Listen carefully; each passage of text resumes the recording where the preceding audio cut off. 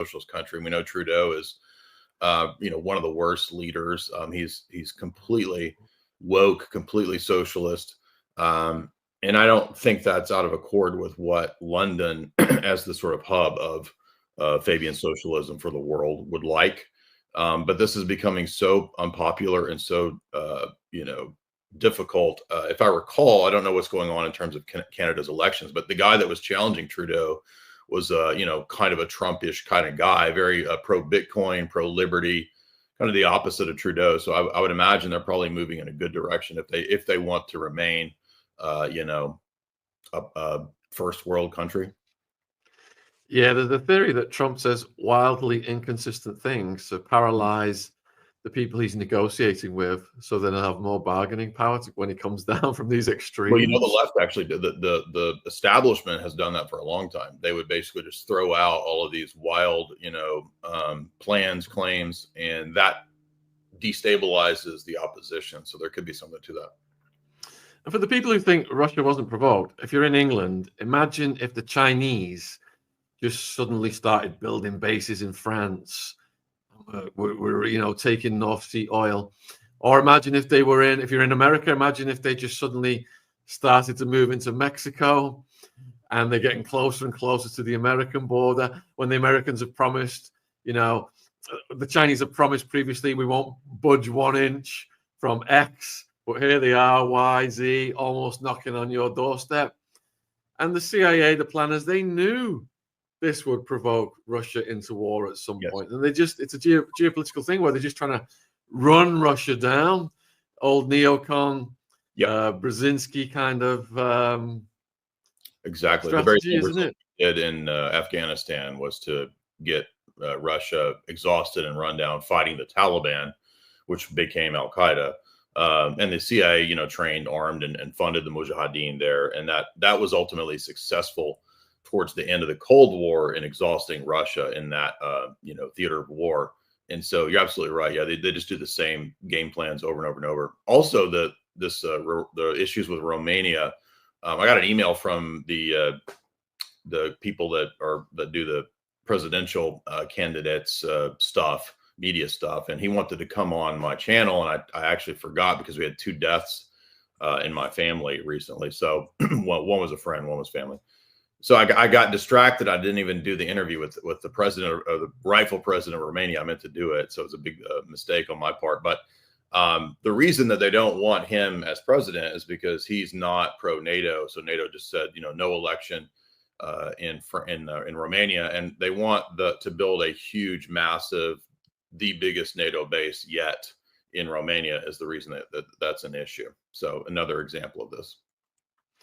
All right, so let's go to this next question. And Bailey, it doesn't matter if the war is lost or won, or it just keeps going, because the globalist corporate vampires like Halliburton, they make money either way. Every way the war turns, they make money off it. So Bailey's asking, what is the point of the Ukraine war if Putin doesn't want it? Is it just for power and money? Well, historically, Ukraine is part of Russia. It's actually the heart of Russia.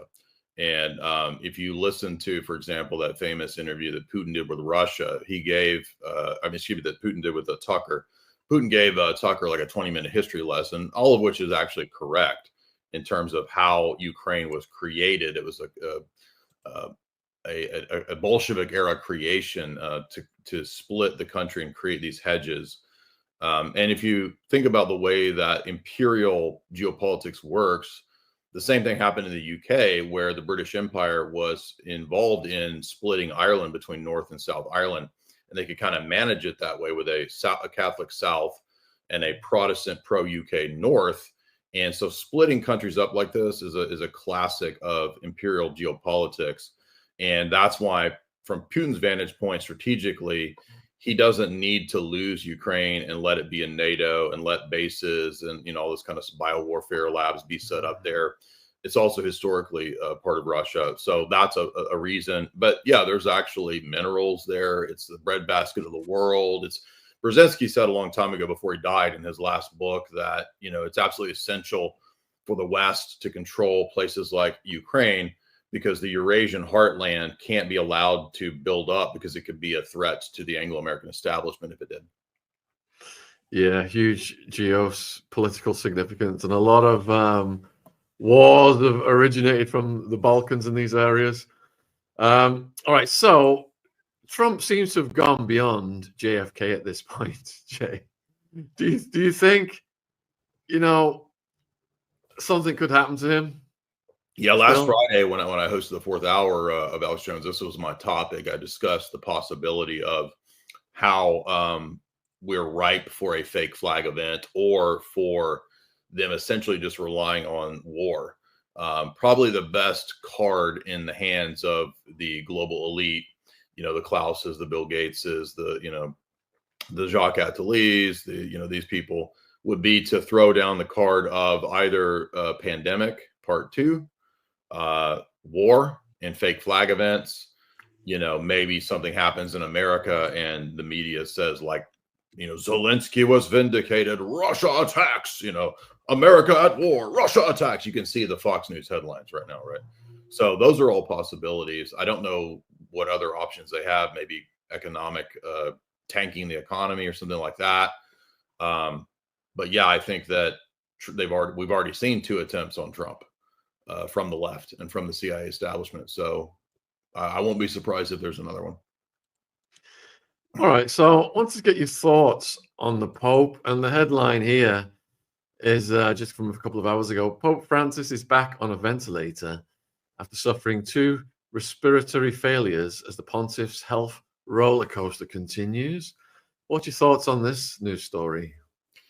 Well, I think that probably Francis, being one of the global elite goblins, understood that his time was limited. And so he actually participated in the last few years of stacking the deck of the cardinals with very revolutionary, very socialist-minded cardinals. So I don't expect, as probably many hopeful Catholics do, I'm not a Catholic, but many hopeful Roman Catholics expect, that maybe they'll get a traditional pope that's the opposite of Francis, but that's not going to happen. Francis has already stacked the deck of the electors. You're going to get probably somebody who's a sort of a fake, faux conservative, so to speak, who might operate as a foil to Francis to keep duping the people that think that this institution isn't completely corrupt.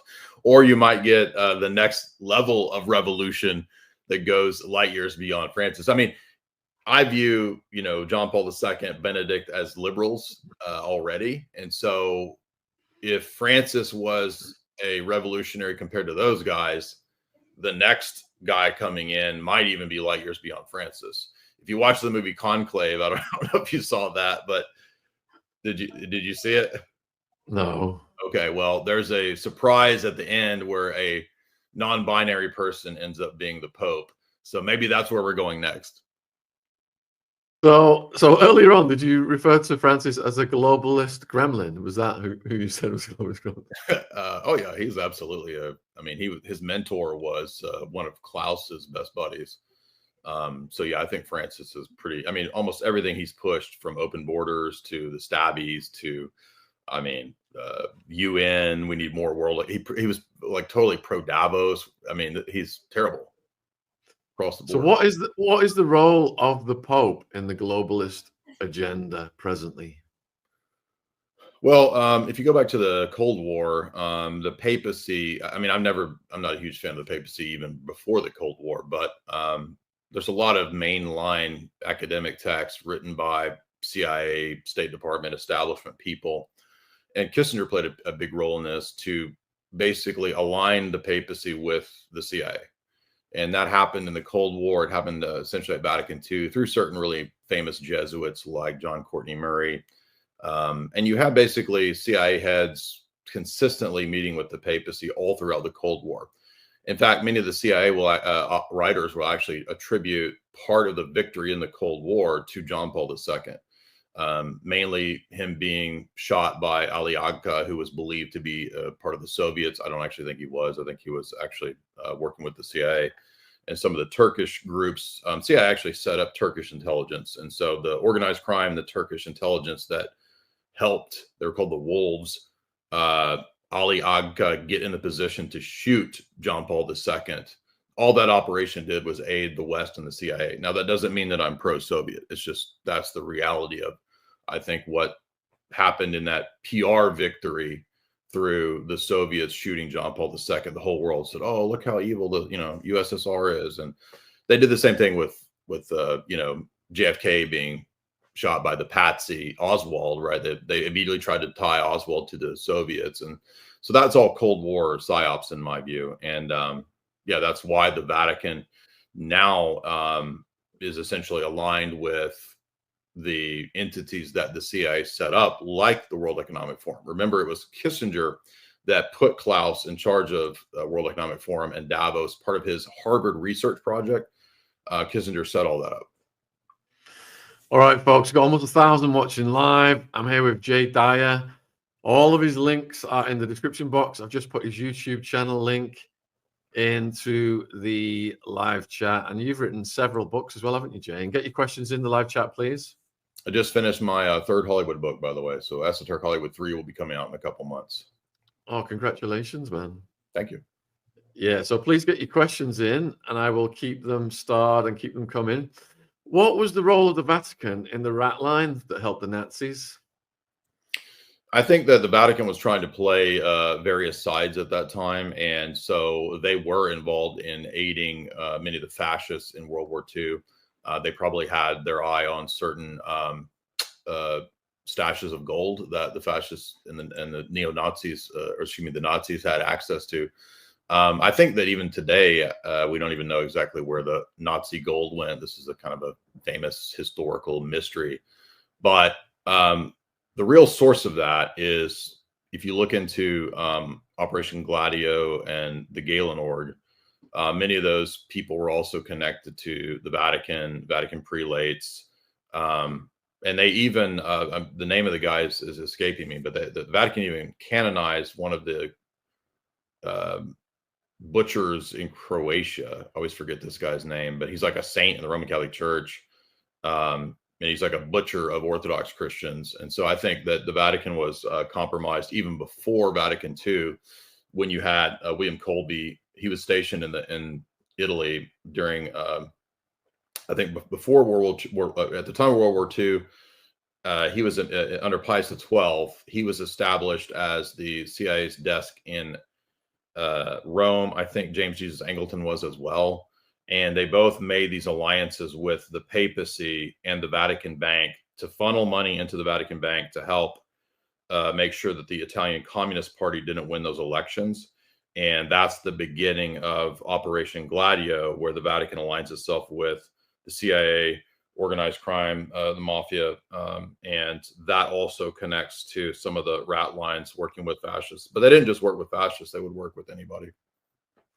Yeah, so we had the CIA, the Vatican helping the Nazis escape to South America and to America. People like Klaus Barbie, who ended up just as an enforcement arm of death squads in South America. Paperclip, probably everybody's heard of Paperclip. Probably that's all connected to the same stuff.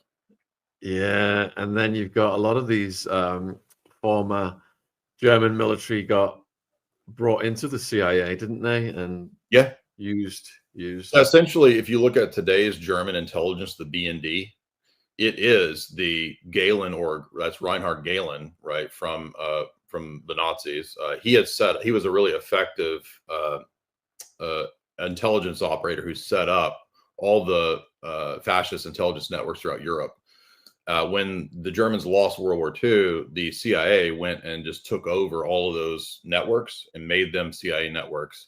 And they set up the German intelligence network, the BND, out of Galen Org. And by the way, some of those networks are the same in Ukraine. And that's why you've had neo-ins in Ukraine since World War II that the CIA still uses. And the justification was, rather than working for us, than the commies. They also gave Galen himself immunity if he would hand over all of his intelligence networks. So you're talking about Nazi gold. Let's go to Fort Knox next. What do you think is going to happen when they do this inventory check? Have you ever seen the James Bond movie Goldfinger? I loved it, yeah, when I was a kid. I think it's going to be like empty, right? I think there was some kind of Goldfinger plot that happened at some point. I mean, I don't really know if it's empty. I'm just halfway. I'm tongue in cheek, halfway joking. I don't know. I mean, somebody had a good idea that they should convert Fort Knox into being a fort where there's Bitcoin miners, and then the whole thing should just be Bitcoin mining, and that'd be the only way that the U.S. will ever get out of paying, its supposed national debt, which is fraudulent debt anyway. But I have no idea whether somebody was even saying that they thought, well, if they go in there and there's nothing there, they're not going to tell us because that would freak everybody out. You have economic collapse. So who knows? And who knows what to believe? Yeah, didn't Germany request their gold back at one point, and they I only got think so, 40%, and then they suddenly went quiet about it, like someone had been paid off. Oh, yeah, I wouldn't be surprised. I mean, gold seems to go missing quite often. I mean, there's like giant stashes of gold that somehow, we hear about in history, like it just goes missing and nobody knows where it is. Anyway, I mean, I don't know a lot or have a lot to say on that other than that, there's who knows, man. I wish I had more info. All right, keep the questions coming in, folks. And Jay is an expert on esoteric Hollywood, secret society activity, eyes wide shut, that kind of stuff. And you can check his 3 books out now, Esoteric Hollywood, parts 1 to 3. So Bailey is asking whether you will elaborate on the secretum. Secretum? I unfortunately don't know what that is. I wish I did. I don't know what that is either. So Rosebud wants to know, is there anyone in this world you trust? Yeah, I mean, I think over time you can get a good gut sense about people that's pretty accurate. You can have reservations even if you don't necessarily trust somebody. I mean, I think a lot of people in power, government, presidents, these kinds of people, billionaires, I look at what they do rather than what they say. And so that's a much better guide for people at that level. I look at people's track records. If I'm interacting with people in media or show business or entertainment, comedy, whatever, most people that I've interacted with, they're pretty straight up. I mean, usually there's a bad apple, but that's maybe 1 in 20 people is a bad apple. So I don't think that we have to adopt some kind of like overly suspicious, overly paranoid attitude. But most of the time at really high levels, people are, even if they're not personally compromised, they have to compromise to be in the situations of power that they're in. Exactly. Do you think there would be economic collapse if the real Jeffrey list of clients came out? I don't know if there'd be an economic collapse unless a lot of the clients were particularly from the banking or Federal Reserve structures, maybe in that sense. There might be a massive collapse in confidence in the establishment, but that's already kind of there. So I don't see that as a very good excuse for withholding this information because, I mean, that debacle last week just kind of makes people more suspicious. Yeah, Sophia. I mean, this client list now, it's all like the old regime embedded in it, really, isn't it? The ones that were the deepest, like Clinton. So if it did come out, then I think these people are already, these are the globalists that are falling, as the title on the thumbnail says on this video. And it could be weaponized. Perhaps Trump is just firing shots across the bow about releasing things to have these deep staters back off him because he knows his life's under constant threat. Exactly. Yeah, there's a lot of reasons why they, tease this stuff, in the public, in the media. It's ammo. Yeah. Go ahead. So Laureen Renee, what do you think of Gene Hackman's death? We've been covering this. It's just got weirder and weirder. Yeah, I mean, the initial assessment was that it was a suspicious death. I think the dog also being dead is very odd. There was immediate disinfo that was put out yesterday that he was going to talk about Epstein's list. That's not true. I have no knowledge if he knew anything about that. Maybe he did, maybe he didn't. But I think it's always suspicious when high-level A-list Hollywood people suddenly turn up dead. Not just them, but also people around them, including their pets. So that could suggest a hit. It could suggest, something going on. I also know that, when you see some of these deaths that where people are, how can I say this, autoerotic type things, those are also sometimes hits. And the reason that they might be hits, I'm not saying that people can't be into, weird sex stuff. It's just rather that those are great covers for when you do a hit. You can cover